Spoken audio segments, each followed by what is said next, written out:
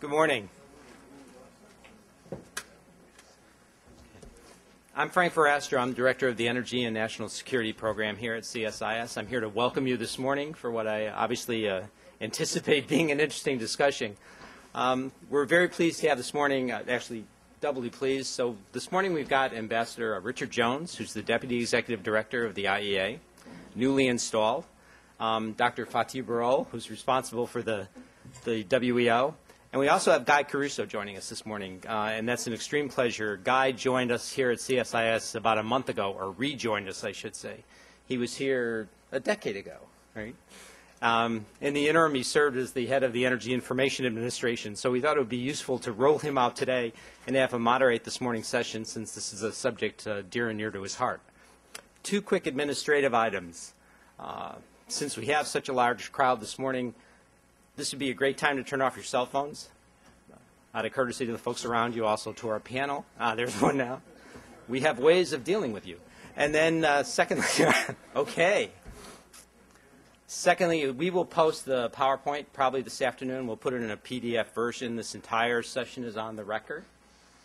And we're really thrilled to have Ambassador Jones and Fatih here again today. This is usually where they roll out the WEO. And this is one of the reasons. So thank you very much for coming, and I'm pleased to turn this over to Guy. Thanks. Thank you. Thank you, Frank, and let me welcome all of you as well, and really a pleasure to be back at CSIS, as Frank said, you know, in between my times at CSIS. I spent 6 years at EIA, and that was great. And it's a great pleasure and indeed a real privilege to be able to introduce the IEA team that will present the World Energy Outlook. Particularly appropriate coming at a time as the new administration takes over here in Washington, that they'll have the insights from the WEO that both Dick and Fatih will present this morning. Ambassador Richard Jones has joined the International Energy Agency in October of this year after a distinguished career as a career diplomat in the U.S. Foreign Service. Dick has served in critical posts as ambassador in Lebanon, in Kuwait, Kazakhstan, and most recently to Israel. So clearly he has excelled as a diplomat, as a person who managed these embassies and really understands the geopolitical aspects, and all four of those posts, of course, had extremely important energy linkages, as well as serving as part of the senior diplomatic team in Riyadh, Saudi Arabia in the mid-'80s. So we, as a member of the IEA, are extremely pleased that Dick has taken this assignment. He brings, as I said, a wealth of intellect, foreign policy experience, and really understands the linkages between what the IEA does and the world energy markets. And we'll hear from him as he presents an overview of the World Energy Outlook 2008. After Dick finishes that overview and some of the key findings of the WEO, he will be followed by Dr. Fatih Birol, who is a chief economist and director of all the economic analysis at the IEA. Fatih has been at the IEA since the mid-'90s, when we were colleagues there. And he, since taking over as the chief economist and director, he has brought some enormous intellectual rigor to the WEO process over these last more than 10 years. And this year in particular, the focus is on two really critical world energy issues, that of the availability of the resources by examining on a field-by-field basis the largest oil fields, and then some of the implications of the world energy supply-demand outlook for global climate change, which is the second main topic of this year's WEO. So, in Fatih, this PhD economist, has taught economics in Vienna, Austria, worked in OPEC prior to coming to the IEA. So again, we are very fortunate to have both Dick Jones and Fatih Birol with us this morning. And I know it's a cold day in Washington, but please join me in giving Dick Jones a warm CSIS welcome.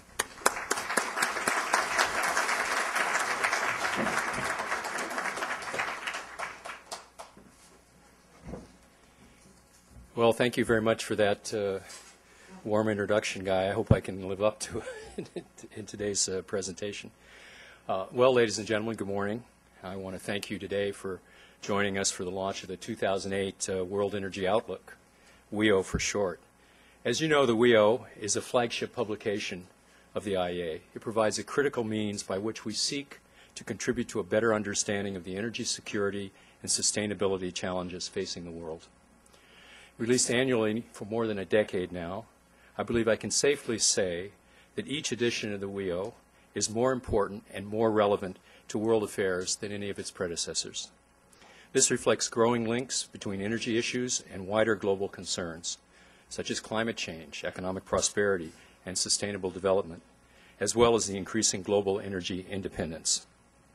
As with past versions of the WEO, this year's edition draws on the latest data and policies to provide comprehensive energy projections to the year 2030, region by region and fuel by fuel.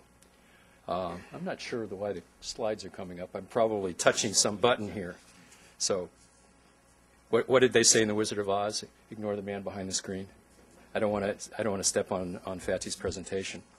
But even as the WEO was being prepared, global events, such as dramatically lower oil prices, falling energy demand in many regions, and above all, shocking global financial developments, were pushing longer-term concerns about energy security and climate change off center stage. However, we can ill afford to ignore them. Let me remind you of something by way of a small analogy. When you drive a car, if you only fix your eyes on the road right in front of you, you will be constantly swerving back and forth to avoid even minor obstacles. However, if you focus your eyes further ahead, small corrections are all that are necessary. Looking down the road makes for a much safer, smoother ride. This is equally true in driving and in developing energy policy. So even while we are facing global financial conditions, it is vital that we keep our eyes on the medium and longer term goal of more secure, sustainable energy for all. This latest version of the WEO makes that strikingly clear. It contains some of our strongest messages yet. First, the revised global projections in this year's WEO clearly demonstrate that current trends in energy supply and consumption are unsustainable, environmentally, economically, and socially. Overall, projected energy demand in 2030 is slightly lower than we forecast in the 2007 World Energy Outlook, following downward revisions to economic growth assumptions and higher fuel price assumptions. But the report also highlights that global energy demand is still expected to grow substantially, in particular in new emerging economies like China, India, and the Middle East. Second, this edition of the WEO includes a first-of-its-kind examination of crude oil production prospects through a detailed analysis of production trends at 800 of the world's largest fields. Our research shows that production decline rates are high and likely to rise significantly in the long term. Why is this important? Well, decline rates are actually far more important for anticipating investment needs than demand growth, despite the attention focused on the latter. Even if oil demand were to remain flat to 2030, which is unlikely, 45 million barrels per day of gross capacity, roughly 4 times the current capacity of Saudi Arabia, would need to be built by 2030 just to offset the impact of oil field decline. We're on a treadmill, and we have to run just to stay in place. Clearly, faster natural decline rates will require more upstream investment, both in new and existing fields. In fact, the 2008 WEO shows that these trends call for energy supply investment of $26.3 trillion to 2030 in our reference scenario. That's more than $1 trillion a year. 52% of this must occur in the power sector, and most of the rest, well over $500 billion per year, must be invested in oil and gas, mainly for exploration and development, especially in non-OECD regions. Unfortunately, the current financial crisis is already impacting investment plans. Many projects have been canceled or stretched out. This could lead to a premature supply crunch, even as the economy recovers. I would reemphasize here the need to take a longer-term view and to maintain investment activities now so as to avoid another cycle of spiraling prices and recession before we know it. In this regard, as unpleasant as I find the task, I must stress that our findings make it clear that despite the free fall in oil prices in recent months, the era of low energy prices is over. Finally, another piece of bad news. In the 2008 WEO's reference scenario on current trends, energy-related emissions of carbon dioxide and other greenhouse gases would cause the average global temperature to rise by as much as 6 degrees Celsius in the long term. That's more than 10 degrees Fahrenheit. This is not good news if you're a polar bear. Now, before we all go out and shoot ourselves, let me hasten to add that there's some very good news in our WEO analysis this year. The scenario that I've been describing is, in fact, not the only scenario in our report.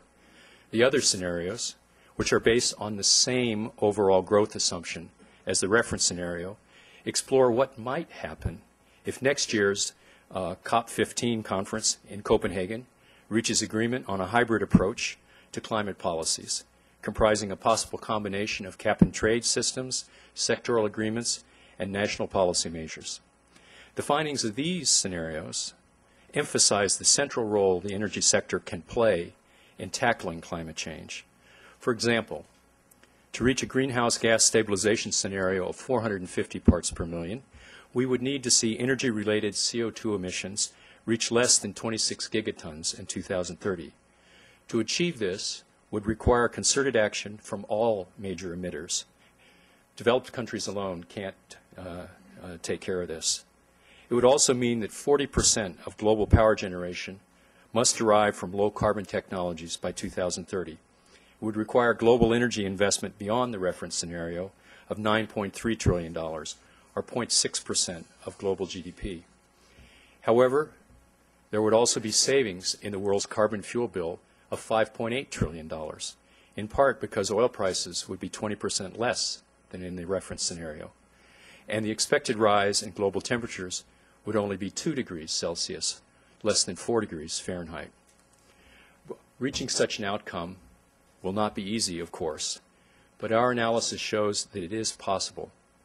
We have both the national and financial resources to achieve it, the natural and financial resources to achieve it. It also does not rely on pie-in-the-sky technology breakthroughs. If we fail, it won't be for lack of resources or technology, but for lack of leadership and will. It's not an exaggeration to say that the future of human well-being hinges on finding economical ways to satisfy the world's growing appetite for energy without permanently harming the environment. While the path ahead may be difficult, IEA analysis demonstrates that it does remain possible to reach the ultimate destination of a secure and sustainable energy future without sacrificing world economic growth. I want to emphasize that. All three scenarios that we deal with in the report are based on the same growth assumptions. The notion that there's a trade-off between protecting the climate, protecting the environment, and economic growth is not the case in our view. In fact, we believe that investment in new energy technologies will be a major source of growth in coming decades. But this will only happen if we act on the messages contained in the WEO and other IEA analysis by taking action now. Before passing the floor to Fatih Birol, let me close by noting that it is not only governments and the private sector that must respond to new energy realities presented in this year's WEO. It's also true for international organizations, including the International Energy Agency itself. We at the IEA are acutely aware of our own need to respond to changing global conditions, such as the challenge of climate change and the increasing importance of non-IEA member countries like China, India, and the Middle East to the global energy landscape as consumers as well as producers. We too are taking account of and responding to our own messages in this regard.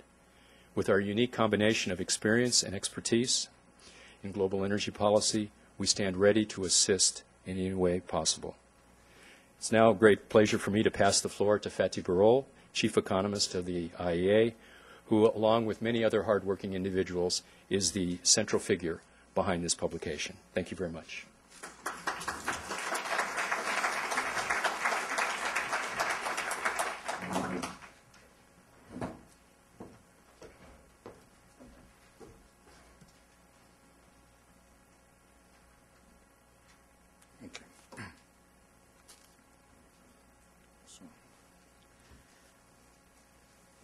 Good morning, ladies and gentlemen. It's a great pleasure again to come back to CSIS and make another type of presentation about the World Energy Outlook, and this time the 2008. And let me add the words of Ambassador Jones to take the CSIS for organizing this, as well as the help we got from some of the members, such as Guy Caruso here and Frank Verastro, to peer review the earlier versions of this book. As Ambassador Jones said, we at the IEA try to provide long-term view, medium and long-term view to our member governments and the others. What are the key strategic challenges? And after this presentation, if you have any questions to the IEA team, Ambassador Jones or Mrs. Rebecca Gagan here, head of our communication office, and myself, we will be happy to take them. This year's World Energy Outlook came out in a time where we have many other preoccupations, namely the financial crisis.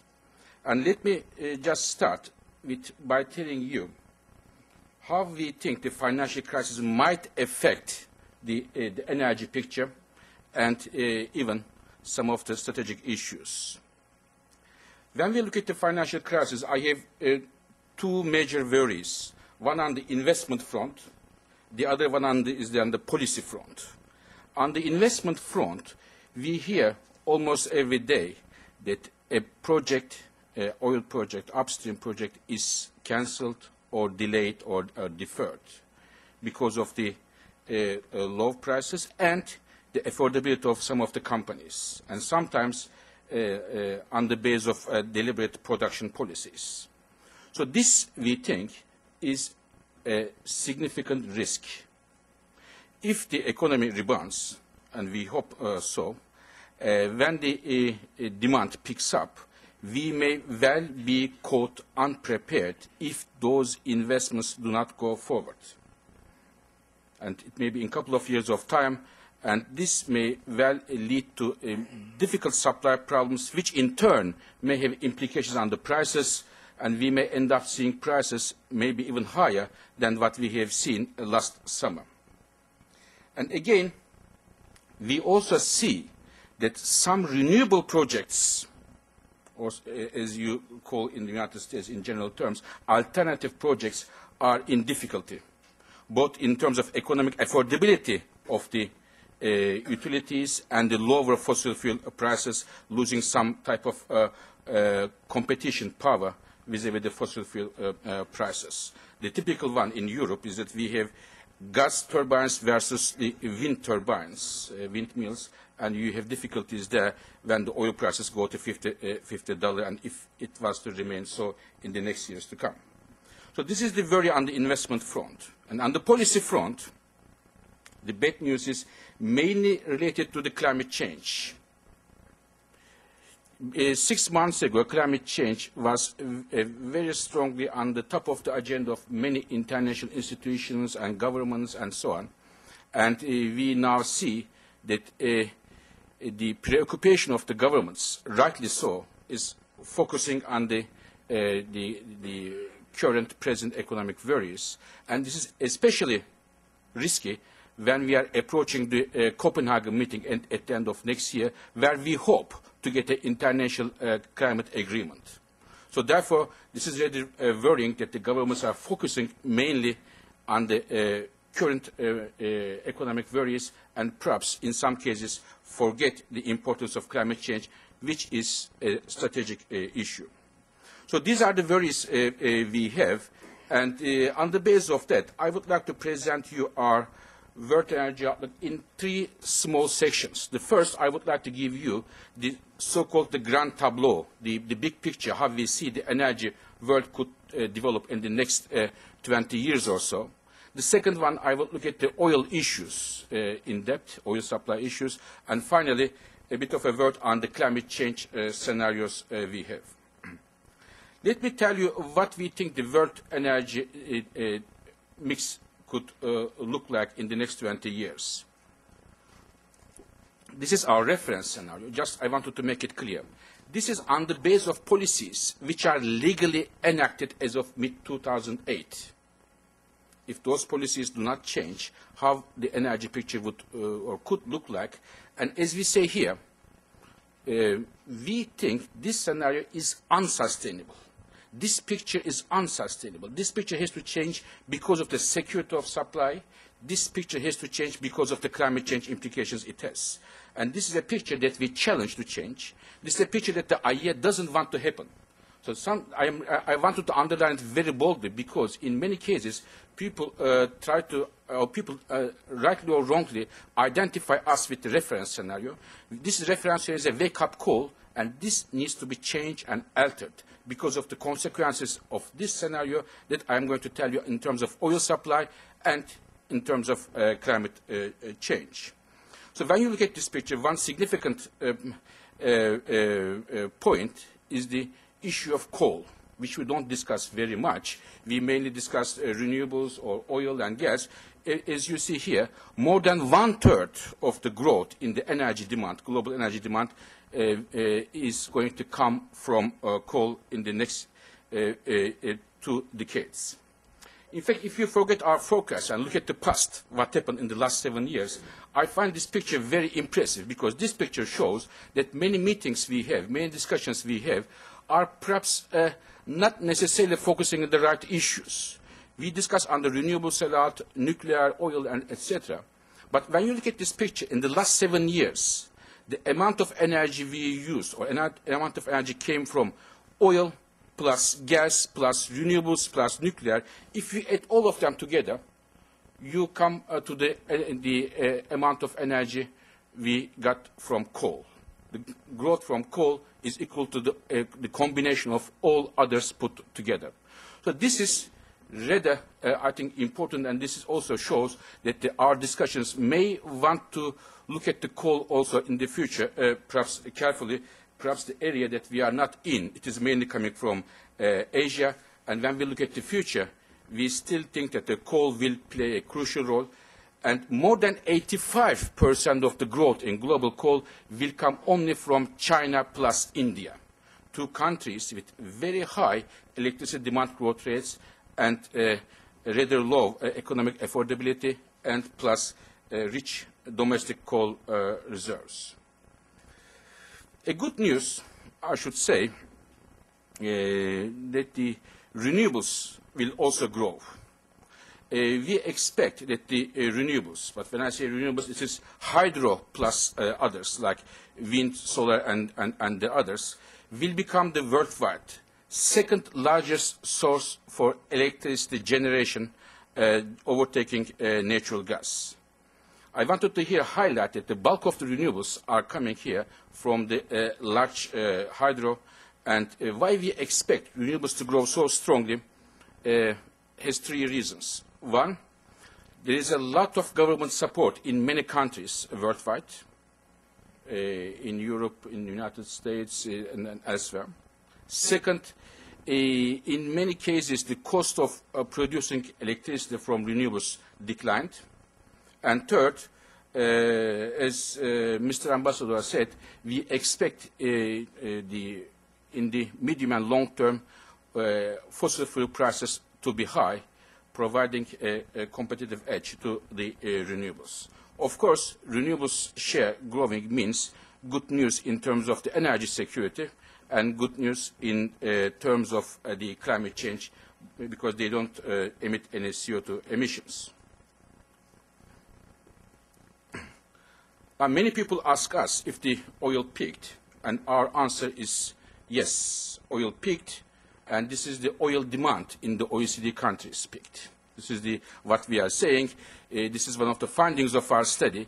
We think the level of the oil demand, what we have been seeing in the OECD countries, 2005, 2006, we will, in aggregate terms, we will never come back to those levels. There may be zigzags in some countries, there may be some fluctuations, but in OECD aggregate terms, we expect the OECD in 2030 oil demand will be less than what we had in the last few years as a result of many factors. But the important one is that all the growth will come outside of the OECD. China, more than 40% of the global oil demand growth will come from China. India, 20% responsible of the oil demand growth, global oil demand growth, and Middle East, 20%. One of the key findings of this study is that Middle East, we have been considering Middle East as a major energy producer, supplier, oil and gas, and on top of that, we have found out that Middle East is also emerging as a new demand center, energy demand center, especially in terms of oil and gas. There are many factors behind that, the high economic growth, the high population growth, desalination projects that needs a lot of energy, plus huge subsidies for the energy products. According to our analysis in the World Energy Outlook, each year non-OECD countries pay more than $300 billion to energy subsidies, and about $150 billion is only for oil products. Of course, this has major implications from the wasteful use of energy to the climate change or CO2 emissions trajectories. Now, in the oil demand picture, I tried to show you that the OECD countries are becoming less relevant. The same applies to the supply side. When you look at the supply side here, you see that the oil, gas, and coal, in terms of growth in the production as OECD, the role of OECD countries are very, very small. The big portion of the growth will come outside of the OECD countries, from the countries in the Middle East, former Soviet Union, and others.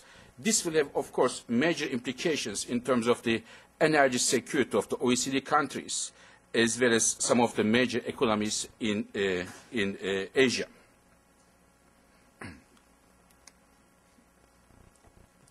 We need each year $1 trillion for energy investments, oil, gas, coal, electricity.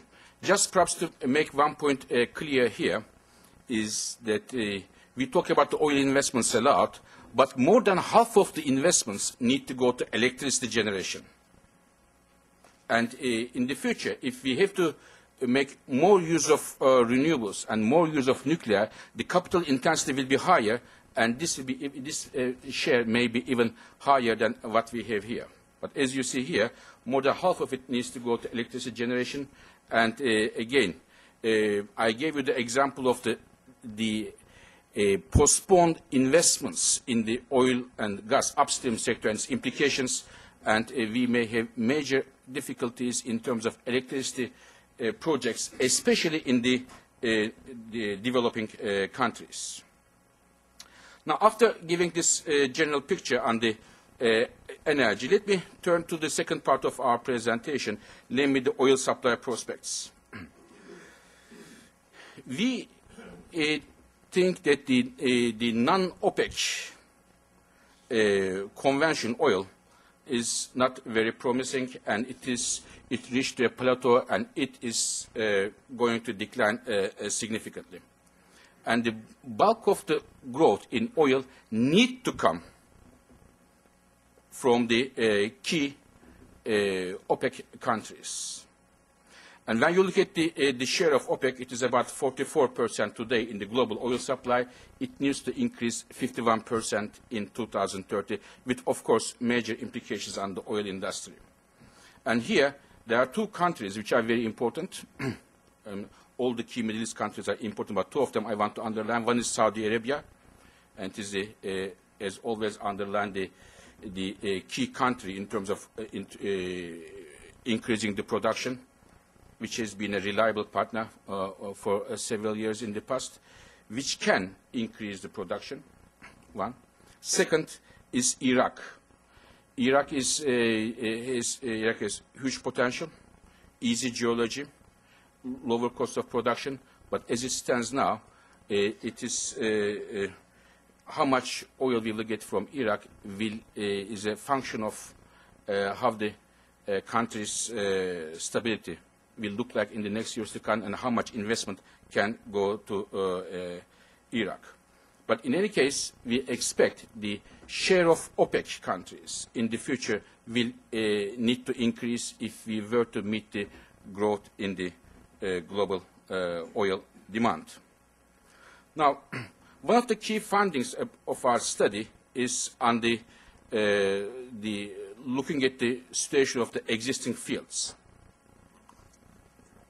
We have analyzed about 800 fields on a field-by-field basis this year, a unique study whose results are publicly available and to our knowledge for the first time. What we have done is that we look at 800 fields of the world, and it makes more than 3/4 of the existing reserves, about 2/3 of the global production. It covers all the supergiant fields, bulk of the giant fields, and a major amount of the large fields. And when we look at the field by field, we look at the decline rates of the fields after they come to a peak. After the peak, how much they decline on a yearly basis, and what does it mean for us? To be honest with you, we were a bit surprised that the decline rates were a bit higher than we thought before.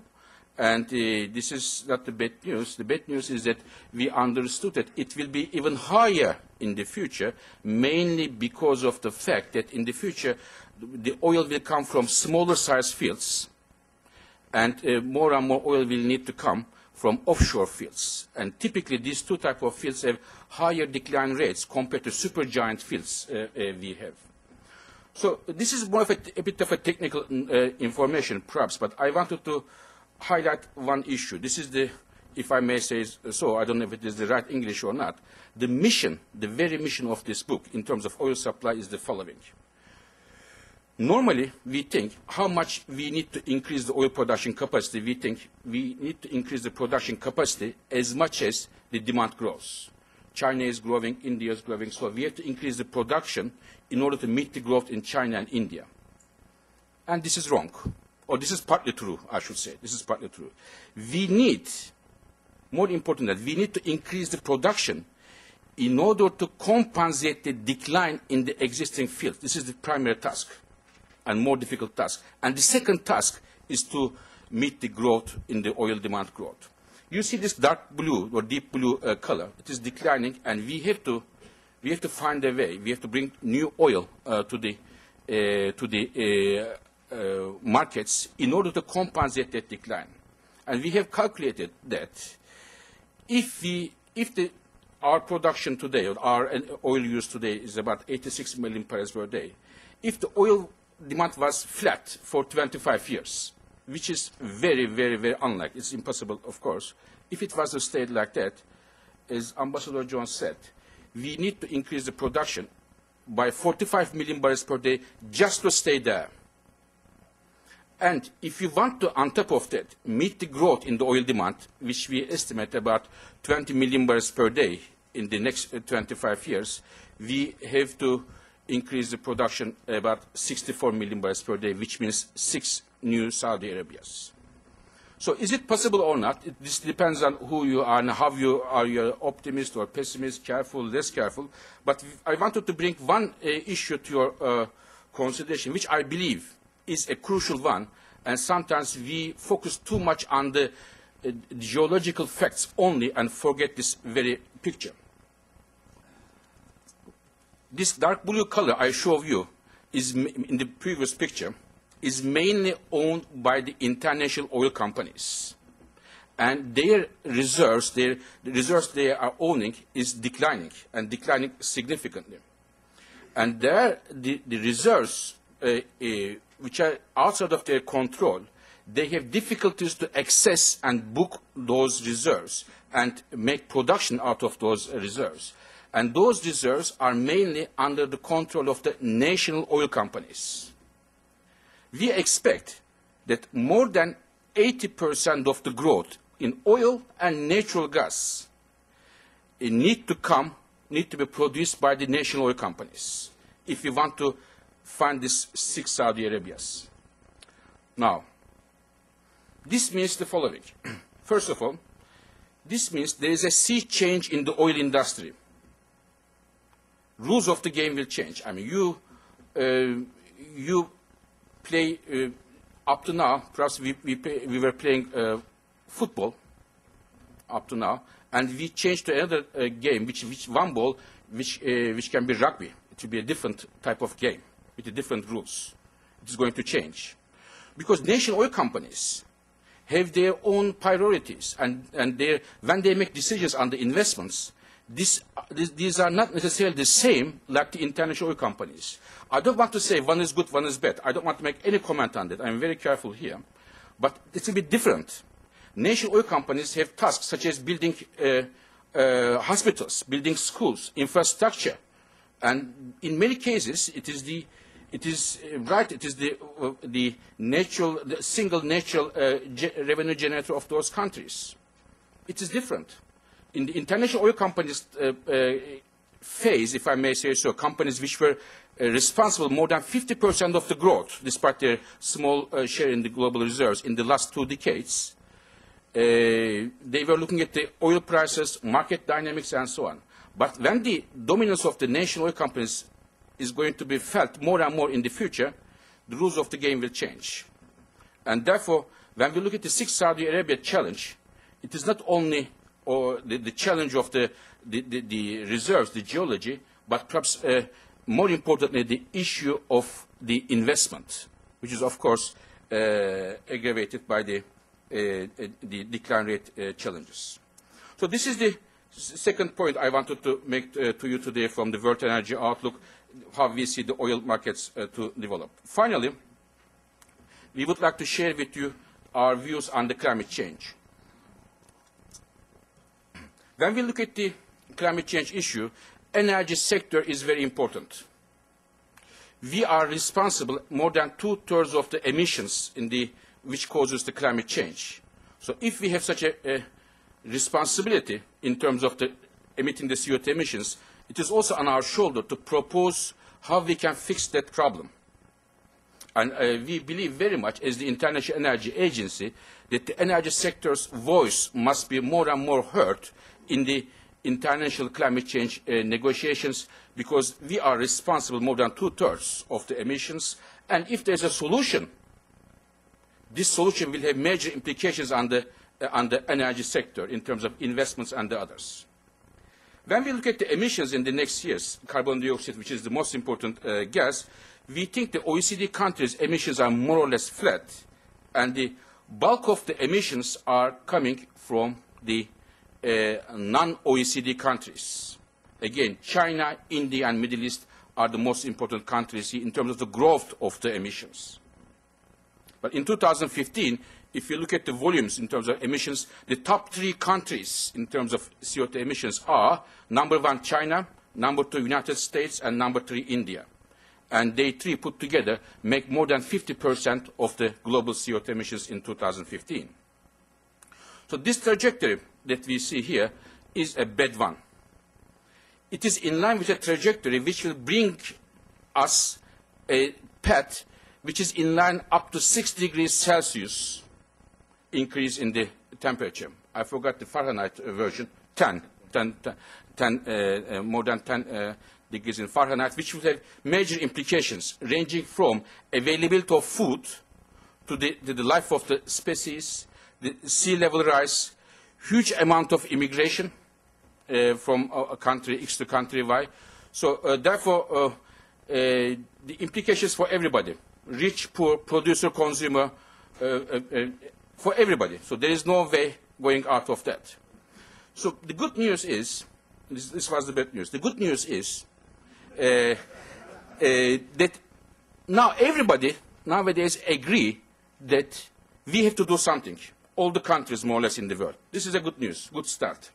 But the problem is, we cannot agree who is going to do what among the countries. This is the problem. And as International Energy Agency, looking at from the perspective of the energy, we are coming with a so-called policy framework for following the Kyoto. And we are going to suggest you now. We have lots of discussion in our book, and in 2009, in November, getting your reactions, everybody's reactions on this framework, we are going to present you now, and in the next month, we will make our final proposal for Copenhagen and put it on the table. So what do? We do the following. Countries currently have very different policy preferences in terms of how to deal with the climate change. There are three preferred policies, very roughly summarized. The first one is cap and trade. The second one is making international sectoral agreements in order to improve the efficiency in given sectors, such as iron, steel, such as cement and others. And the third one, especially preferred by the poor developing countries, is not to have binding agreements, but voluntary policies and measures to improve the efficiency, to have more this policy, that policy, and so on.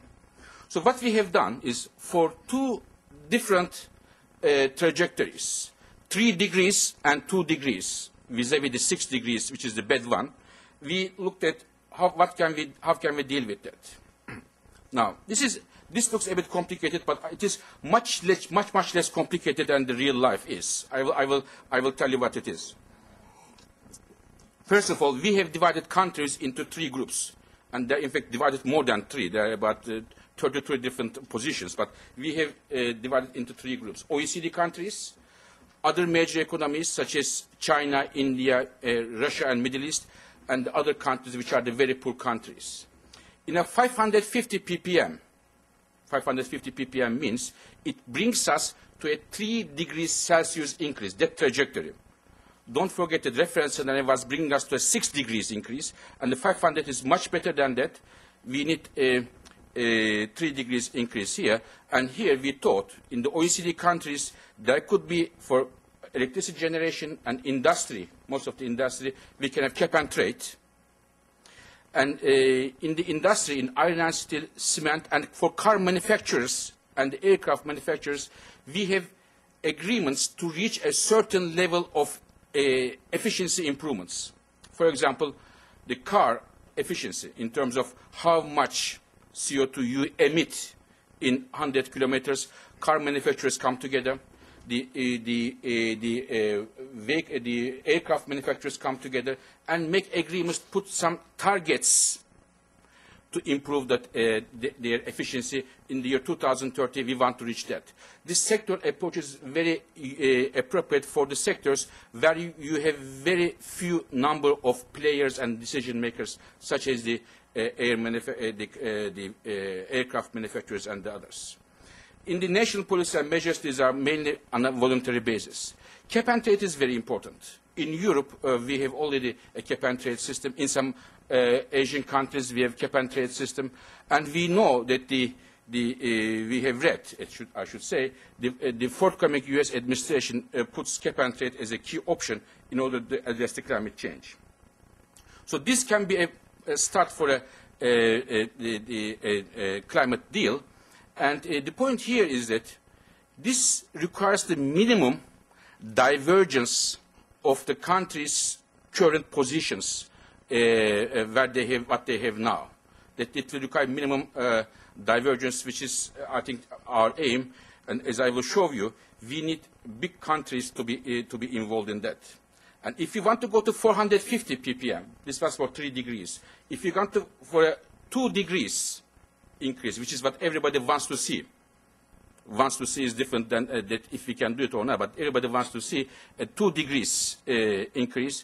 Then we need to have the Middle East countries, China, India, and the others in a cap and trade system, because we need larger reductions. So we have 3 scenarios: 6 degrees, 550, which is 3 degrees, and 450, which is 2 degrees. So here, what do we have to do for that? We have to do the following. This is our reference scenario, 6 degrees, and this is our 550 scenario, which is 3 degrees, and this comes to the 450. 450 is the one which has been recommended by the G8 leaders, first in Heiligendamm, then in Japan in the G8 leaders meeting, and also by the United Nations. But this is a bit difficult to achieve. What does it mean? I will tell you in concrete terms. It's up to you again to decide. We don't want to decide on anything. We bring the facts on the table. To come to 450, first of all, you need 4 major policies: more energy efficiency, more renewables, more carbon capture and storage, and more nuclear power. And I will put them in a context now. In terms of energy efficiency, in order to reach that improvement by 2030, having this 54% of reduction, what we have to do is we have to improve the global energy efficiency. Between 2000 and 2007, in the last 7 years, global energy efficiency increased by 1% per year. And in order to come to that 450 target, we have to increase it each year 2.4%. So the order of magnitude of the challenge. In terms of renewables, and here, for example, let me give an example of wind, what everybody is talking about. 2007 was the record year. We have the installed capacity of wind, which is, according to statistics, about 90 gigawatts. And we reached that 90 gigawatt globally as a result of huge efforts and huge subsidies of the governments in the last 2 decades. In order to reach that wind target in 450, we have to build each year 45 gigawatts. It means half of what we have built in the last 20 years. The challenge.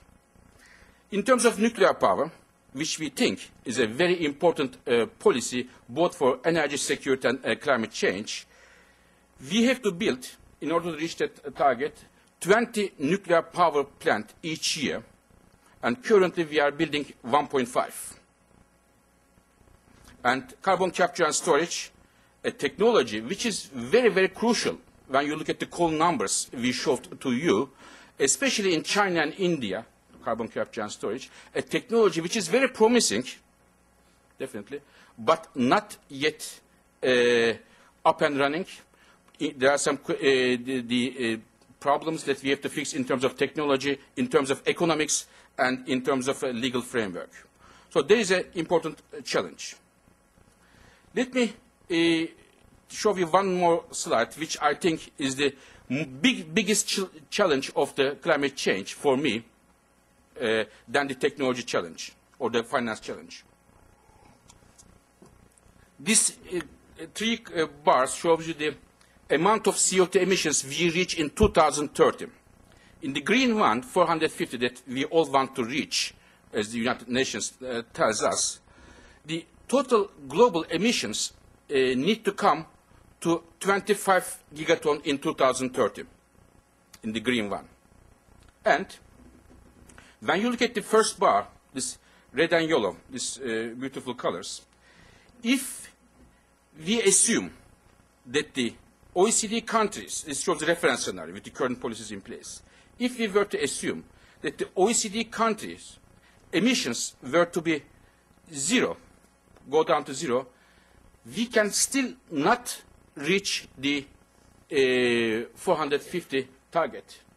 It means, in other words, if tomorrow in all OECD countries, US, Europe, Japan, all OECD economies were to crash, which we are very close to anyways, but if it was crash and stay there 25 years, no cars are running, no power plants are working, no lights are burning, nothing is happening, 0 emissions, 0 economic activity. If the other countries wouldn't move, we are not able to reach the 450 ppm. This is the bad message. And worst message is that those countries are not necessarily putting the climate change on the top of their agenda, the countries who should move. So how we are going to reconcile these emission trends with their political interest, I think this will be the challenge that we are going to face in Copenhagen. So let me just try to summarize our scenarios and finish our presentation. In the 550 or 3 degrees scenario, we need to change the energy demand, and we need a CO2 price about $90 per ton in the OECD countries, and the additional investments we have to make in the energy sector, only energy sector, would be equal to 0.25% of the global GDP each year. In terms of 450, which is much more challenging, which will bring us to a 2 degrees increase in the Earth's temperature, we have to make major efforts, getting new technologies in place, including carbon capture and storage. And in this case, the CO2 prices would be $180 per ton. And again, in this case, the additional investments would mean 0.6% of the global GDP each year, only from the energy sector. So, ladies and gentlemen, let's finish our presentation by trying to put our thoughts together. As Ambassador Jones said, we are on an unsustainable trend. And Frank Verhastra may remember, last year I said exactly the same thing. And I will say the same thing next year if I am invited again, because I am only responsible to make the book, not the policies. So therefore, we are in that trend and nothing is changing. And in fact, when you look at our previous projections in the last 5 years, they are perfectly in line with what is going on in the life. Our reference scenario is becoming the path that we are following, unfortunately, I should say. In terms of oil, we think it will be the leading energy source in next years to come. Even though we may see ups and downs in the prices, the era of cheap oil is over for many reasons that we try to highlight. Again, our contribution to the debate, the public debate in oil, that we think the decline in the existing fields are much more important than the demand growth in terms of our challenges in terms of investments, and the fact that oil market is going through a sea change that we all have to note, and not only the sea change, but it is consequences for the markets and beyond. In terms of the climate change, we think this is a very important issue, and this is, unlike the financial crisis, this is irreversible, and we have to take our measures, especially in the energy sector, and we hope to see that the Copenhagen provides a framework which we can all follow and which we can all agree. And again, limiting the temperature to 2 degrees 450 will be very, very challenging, and we need new technologies and also all the countries to be on the game. One issue that I wanted to say finally here is that the climate change and energy security, sometimes in some countries, I don't want to give the name of the country, but in some countries, some administrations have a lot of emphasis on oil supply. And when these administrations go, when the others come, they put a lot of emphasis on the climate change. And we think, as the International Energy Agency, that bulk of the policies that we suggest, efficiency, renewables, nuclear, and others, would address both energy security and climate change issues. So we have to look at the picture from that angle, perhaps in the future. And again, to finish the presentation, how we started with, that we believe that the present economic worries shouldn't be an excuse for the governments and the others to backtrack from the steps we were making in terms of diversifying the energy mix, improving the energy efficiency, and trying to address the climate change issues. Thank you very much for your attention.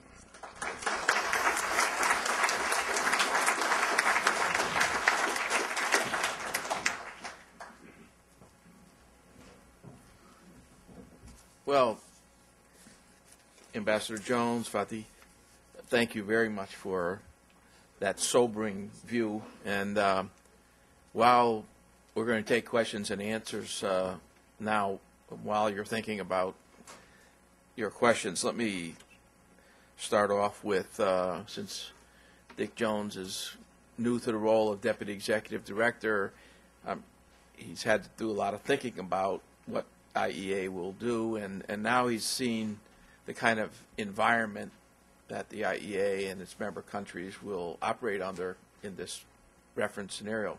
Dick, I know it's early, but what are your initial thoughts about the role IEA can or should play in this? You can. Stand up because Yeah. otherwise people. Yeah, it's hard to see from. Let's pull the podium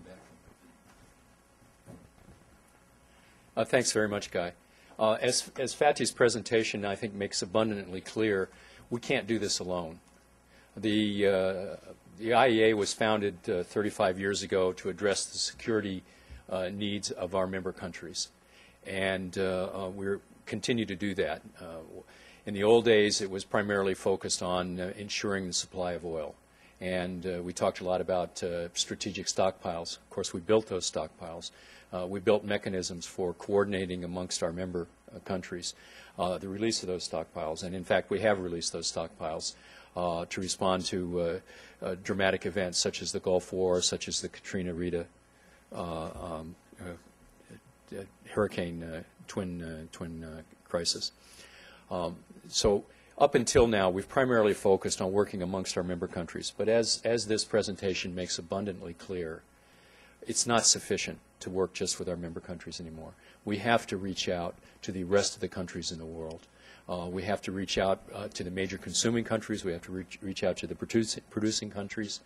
And because this is a problem that's too big for any one country, it's too big for the OECD even, or the IEA membership, to solve on their own. So we can only do it if we are able to enlist the cooperation of the key drivers of the energy economy. And as we can tell, this is China, this is India, this is the states of the Middle East in particular.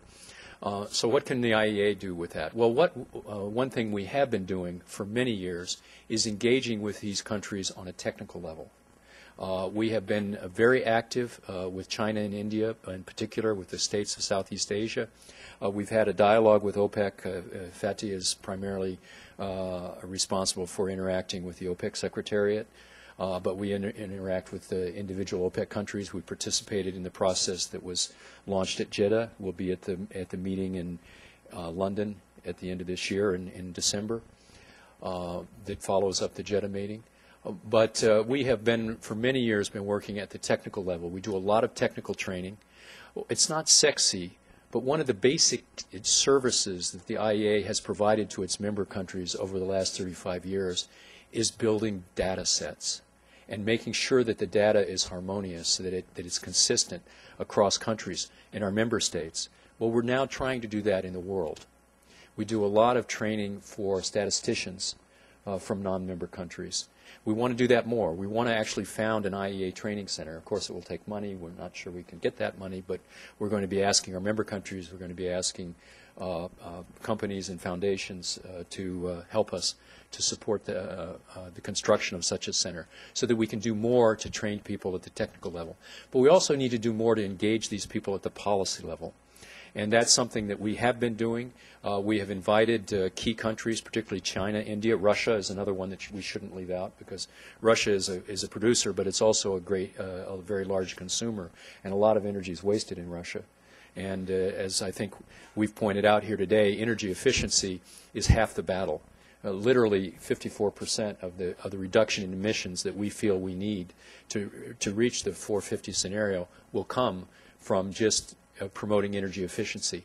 And Russia is a country, as somebody who's lived in the former Soviet Union, I can tell you that there's plenty of energy that's wasted, and they know that, and they want to address that. So we're engaging them. In fact, we have something called the Partnership for Energy Efficiency. I forget what the R stands for, but it's PEER for short.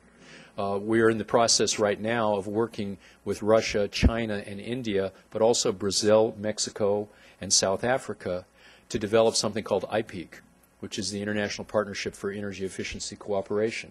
So we've got a number of initiatives going. We've opened the doors to many of our committees to participation by key non-member countries, and we're still looking for ways that we can broaden that.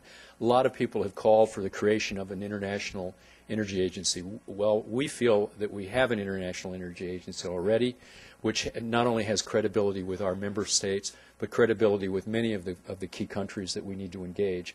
And so we think that we're the platform on which we should build the outreach, and we're going to do everything we can to demonstrate to people that we're a sound platform on which to base that cooperation. Thank you. Well, thank you very much, Dick. And now we can take questions from the audience. Let's start right here. And please state your name and affiliation. With should be a microphone coming. Brian. Okay. Leonard Oberlander, independent consultant. The message is very clear about the oil fields production, investments in climate change, the roles of national oil companies. I'd like to ask you, what is, in your opinion, the significance of the following? The need for overland transport of the oil and gas, overland transport for natural gas and oil, and tanker vessels for liquid natural gas and oil. Also the significance in this regard to specialty steel production and technology for specialty pipes and pipeline production. And third, with regard to the first two, the newly formed, less than a month ago, Gas OPEC that was chartered, and the initial three signatories being Russia, Iran, and Qatar. Thank you. Thanks, Leonard. Let's take maybe two more, and then we could group the questions. Let's see. Brandon, down in the first row. Take two more questions, then ask Fatih and Dick to respond. Thank you. I'm Margaret Ryan with Clean Skies TV News. I noticed the clean coal technology takes a big part of your reductions there. You know there are questions about how fast that can develop. In fact, some people question whether it can develop. Can you tell me your views on how fast you expect this to come online? What are the uncertainties, and what do you do if it doesn't work? Pass to Joe Dukert on your right there. Then we'll answer. Joe Dukert, I'm an independent energy analyst, and my question sort of follows on that one. A year ago, Dr. Birol, when you made a presentation here, I remember vividly that you summarized by saying, can we meet the challenge? We have the technology. We have the capital. What we lack is time. I was struck by the fact that you never once mentioned time. And since we're trying to develop short-term, mid-term, and long-term goals, I wonder if you could say something about the time framework from here to 2030. Okay, thank you. Okay, I can talk about the gas. Okay. So why don't you take the gas OPEC first? And okay. Well, I'll stand up again. I didn't realize the crowd is much bigger than I can see from here. So it's good to have a chance to stand up.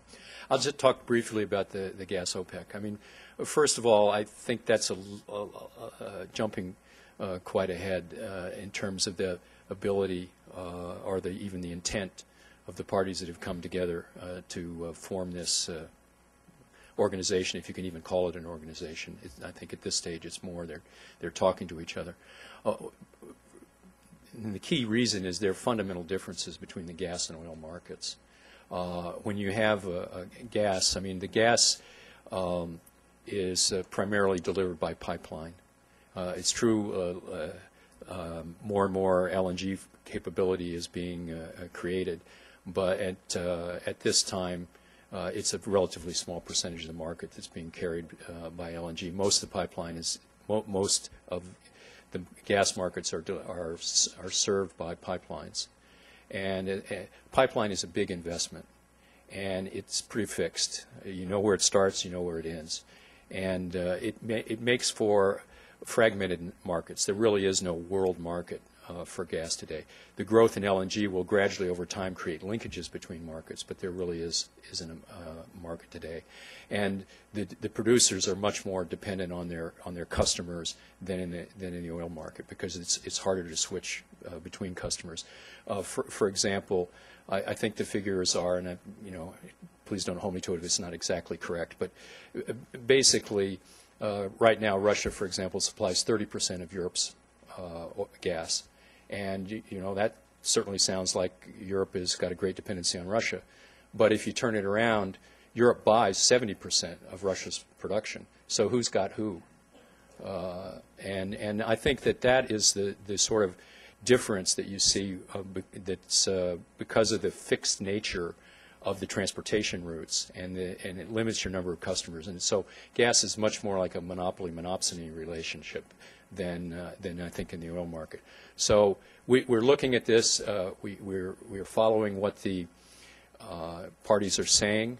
In fact, we've been asked already by our member countries to look at gas security, and we're developing proposals now to be put to our member states. Nothing immediately imminent. Probably towards the end of next year, we may have some recommendations to put to our member states. But at this time, we're not we're watching it, but we're not running to push the alarm bells on those developments. Let me continue the other questions. But one point on the gas is that, just to tell you that next World Energy Outlook, 2009, what we did this year for oil, we want to do for natural gas next year. And I personally believe natural gas is the least transparent fuel. I don't know if it's right English or not. There's a very least transparent fuel in terms of the contracts and in terms of how the deals are made. So we want to, again, to shed some light on the gas issue in terms of the production, the investments, contracts, pricing, and other implications. The transport for oil and gas will be more and more important because the distance between the demand centers and the production centers are getting longer and longer. And this would have many implications. And one of them I can tell you, perhaps, given the current debate. If you look at our book, you will see that we have highlighted 4 major choke points in the world, Hormuz, Bab el-Mandab, and the others, which says that in the future, a big portion of the global oil demand will need to be met by the oil which is going to go through from those choke points. We call them, we are all from the 60th generation in my office, dire straits. So they are dire straits. So to see that in the case of an accident, in the case of a piracy, or in the case of a terrorist attack, it will have very strong implications for the global oil supply and the global oil markets. This is one of the implications. We have a very nice map in our book. If we have a chance, you may want to look into that.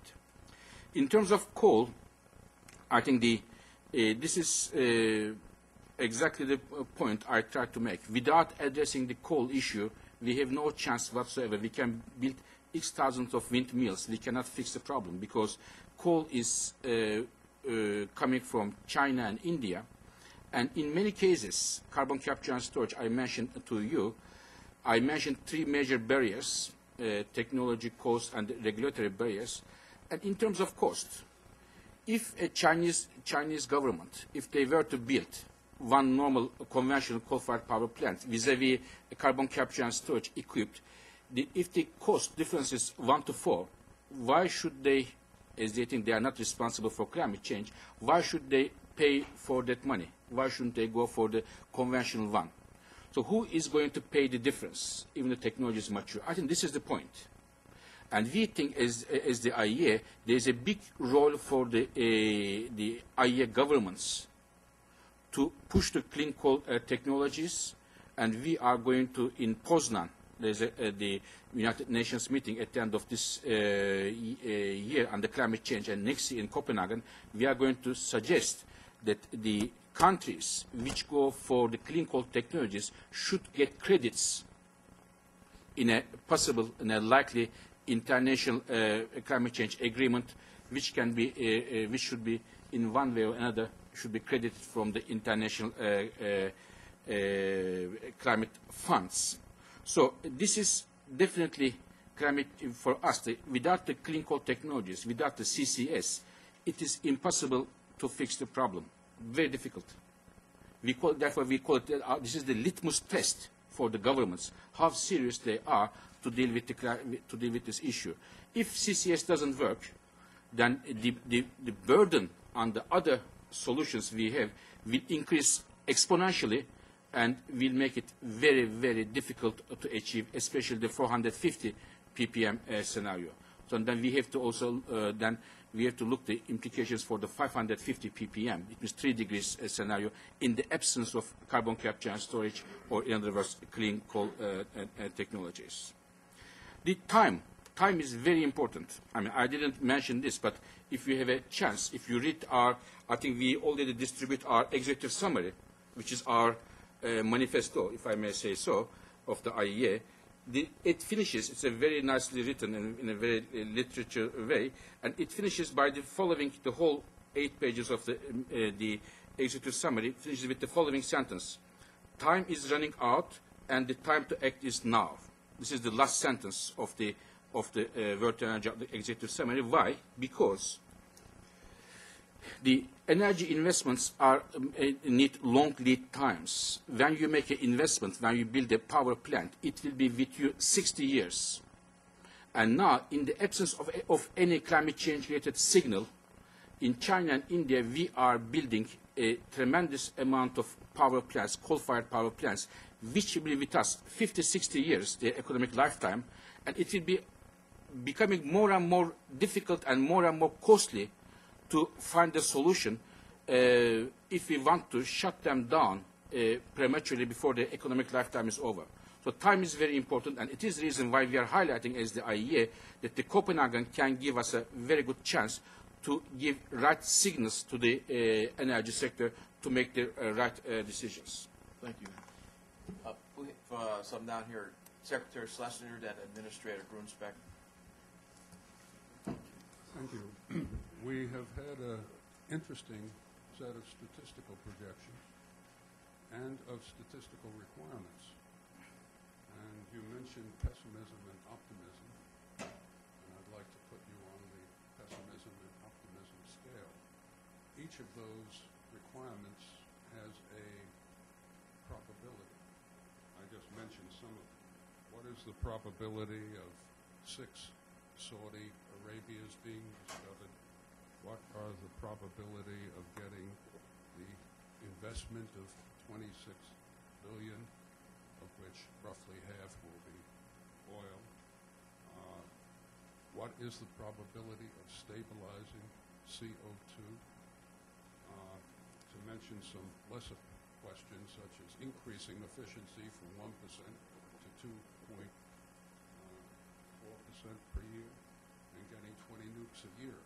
All of these probabilities must be multiplied together. So I ask for your gut reaction. Are you a pessimist or an optimist? Howard? Well, I don't know if I want to follow that one. I noticed that in the WO scenarios and in your talk, you associate specific temperature increases with the reference 450 and 550 scenarios. My understanding had been that climate sensitivity is itself uncertain, so we really don't know what the temperature outcomes would be. Could be worse, could be better. I'm a little more optimistic than my colleague. I'm just curious, at some point, is it the concentrations we're after or the temperatures we're after, and how does that affect, your reasoning? Second of all, you talk, and we struggle about the rise of capital costs for energy projects. You mentioned NWEO. Certainly reflects recent experience, but, and this is, I'm trying to get some help from my own work, how do you address this looking forward? Does WEO assume that the recent increases are permanent? Does it assume that they're a bubble? Does it assume some combination of the two? Because that strikes me as pretty important, and it's not quite clear what conclusion to draw. And the last one is the timing of these sort of investment flows and the returns to the investment flows. You talk about the extra investment in the climate scenarios and then the savings that accrue, but do do you add them up to 2030, or do you take account of the fact that the investment occurs before the savings accrue? Thank you. Well, Good job, by the way. let's answer those. There's a number of questions there, and then we'll come over to this side right after. So, Mr. Secretary's question is very tough, of course. I can tell you we are international civil servants, and we just put the facts on the table. But I can tell you that I am, before I started to work on this World Energy Outlook, as Guy mentioned, the last few years, 4 or 5 years, I was responsible for this work. Before that, I was an optimist person. And recently, I am becoming more and more pessimist by nature. The reason is that, Mr. Secretary, I tried to mention 5 years ago, when we make the trends, we said these are the trends which are terrible and needs to change. And we think that the governments should do everything in order to change them, and this is a wake-up call, both for oil security and climate change. And when I look at 5 years ago what our trends are for today, it is not necessarily in line, and we are worse than our bad scenario. So we are not even on the track in the bad scenario. We are worse than the bad scenario. This is the reason.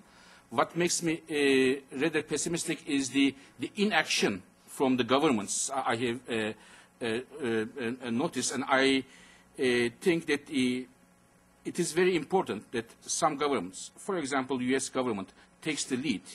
And as Mr. Ambassador said, the leadership is very important here, and turn the policies and try to address these issues to understand that the energy and the climate change, both of the issues are, and their consequences are beyond the energy and climate change, ranging from national security to our daily life. So in terms of numbers, I am pessimistic. In terms of the past record of the governments, I am pessimistic. But there is definitely room for optimism. As we said, some of the policies are there, some of the technology is there, the finance is there, and we need some leadership worldwide to take it over and go ahead. Okay. I completely agree with Fatih, and I would just sum it up. I'm optimistic that it can be done. I'm pessimistic that it will be done. And Mr. Ambassador is optimistic because he just recently came to IEA. So. Hey, I worked in the Middle East. Okay. So the question about the stabilization, the temperature increase. Yeah, we look at the following chain: CO2 emissions, total greenhouse gas emissions, and the concentration, and therefore the temperature increase. Of course, this is a we work with the IPCC. This is the International Panel for Climate Change, with their own work, and our scenarios for 550, 450, and reference scenario is in the middle of the ranges, as we show in our book, what they think our CO2 emissions will end up in terms of the temperature increase. So this leads us to this trend leads us to those temperature increase. Cost increase. I mean, we have to distinguish two things from each other. We think the producing oil in the future will be more and more costly, because it will come from more difficult places in terms of the geology. It will come also from many oil will come from offshore, and we think also a lot of oil will need to come from the non-conventional oil, which are in general costly. But in terms of, if you want to talk about the cost inflation we have seen as a result of many recent developments in terms of the increase in the steel prices, labor problems, in terms of rig problems, we did not foresee a further increase in those cost elements. We assumed a flat in the next 25 years to come. In terms of timing, the numbers we have been giving are the cumulative costs, And the number I gave about being the 0.6% of the GDP is on a yearly basis, and it is in the year 2030. If you make it on the average, it may be between now and 2030, plus it will come around 0.4 or 0.38, but in 2030 it reaches 0.6% of the GDP. Again, it is high or low, it is up to the person to judge. Again, this is for the global, and it changes from country to country and sector to sector. Some countries suffer more than the others, some sectors suffer more than the others. Okay, I think we got time maybe for a few more questions. Brandon, the young lady in the pink here, and then Thanks. in the back, and Mark Finley. Michelle from the Economic Observer, a newspaper based in Beijing. I wonder, beyond the technical level and the policy level, are you considering to accept some non-OECD countries to be members of IEA like China and India, or you think it's not necessary? Thanks. All the way in the back there. Then Mark would be the next. Thank you. Robert Sharetta, President of International Investor. I'd like to cut to the chase. Forgive my voice, I'm getting over a cold here. On one matter, and that is simply, we've seen the price of oil fall almost $100 from its peak just 4 months ago. With such wild swings, would you not admit that any attempt to gauge the price of oil is much more a matter of speculation rather than the fundamentals? In other words, of that $100 swing, would you not admit that that was largely a matter of speculation rather than fundamentals?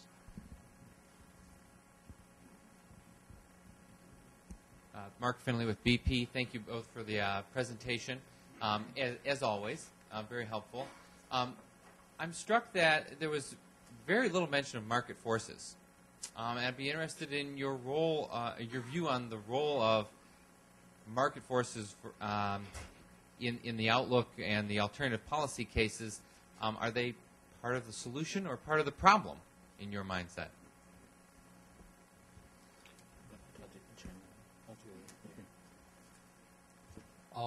Of course, the IEA is very interested in always expanding our membership.